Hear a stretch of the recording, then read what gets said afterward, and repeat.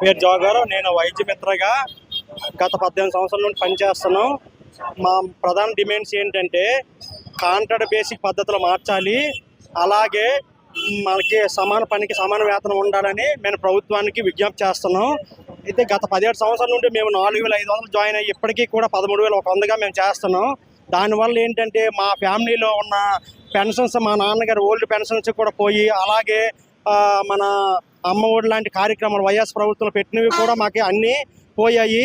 ఈ జీతంతో మేము అరకొర జీవితాలు గడపలేకపోతున్నాం.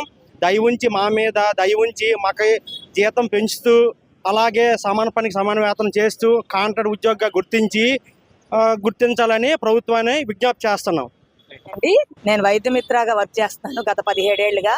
మాకేంటంటే అన్ని ప్రభుత్వాలు మారుతున్నాయి కానీ జీతాలు అనేవి మాత్రం అలాగే ఉన్నాయి. మేము పేదోళ్ళకి చాలా సేవ చేస్తున్నాం, అది అందరికీ తెలిసిన విషయమే. కానీ మాకు మా మిత్రాస్కి ఎటువంటి అంటే హెల్త్ పరంగా మాకు ఏదైనా ప్రాబ్లం అయినా హెల్త్ కార్డులు కూడా ఇష్యూ చేయలేదండి. హెల్త్ కార్డులు ఇష్యూ చేయాలి మాకు. గవర్నమెంట్కి మేము శాంతియుతంగా విజ్ఞప్తి చేస్తున్నాం.